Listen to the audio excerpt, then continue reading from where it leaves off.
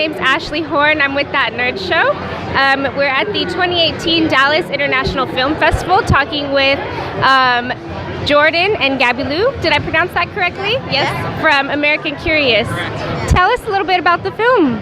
Well, it's a film about origins, identity. It's about a guy it's an American guy that suddenly he discovers that he was adopted when he was young and by American people, and then he lived all his life in America, and then he comes back to Mexico because he discovers that his biological mother inherited him a house and a restaurant. So he comes back to Mexico, discovers first of all that he's Mexican, which is absolutely a new thing for him, and then he goes through a whole kind of road trip through Mexico City to find about who his mother was and his origins, basically.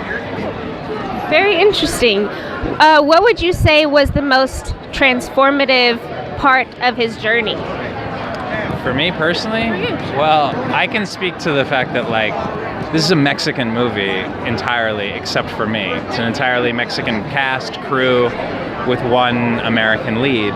And for me, the experience was transformative because I was really living the experience of the character. It was my first time to Mexico City, and so everything I was seeing and experiencing was the same as the character. And life and art started to blur together in that way.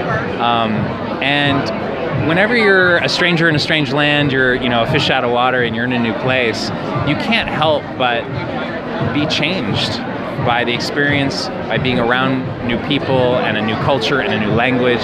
And for me, it was also the first time I've ever played in my whole career on television and stage and movies that I've ever played scenes entirely in another language, because the movie's mostly in Spanish but also in English. So I was playing scenes in Spanish for the first time, and so all of that was sort of an incredibly rich, transformative experience for me. What drew you to the film?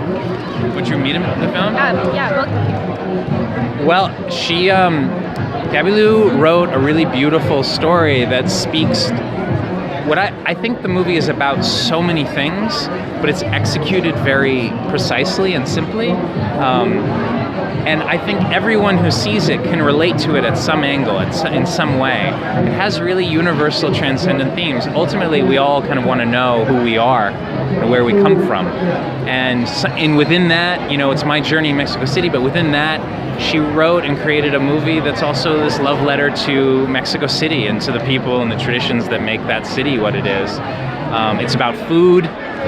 It's about so many things, and it's this cross-cultural story that breaks down barriers, and is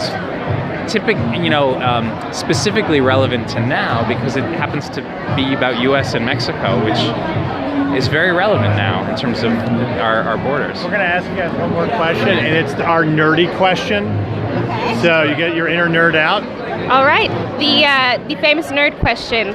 If you had to choose a superpower or a weapon from the nerd universe to fight the forces of evil, what would your power be? Knowledge. Great answer. Great answer. Like Mega Mind type stuff, right? Yeah. I'm going to say something super nerdy, though. 100% time travel. Oh, sure. I mean, that's all I want to do is be able to time travel, because you have knowledge. When you go back in time, you know more. I don't know. I think since I was a little kid being obsessed with Back to the Future, I think I've always had that in my brain. Yeah. How amazing that would be. Yeah. Very useful. Yeah, a little bit. Yeah. Come on, the almanac. There you go.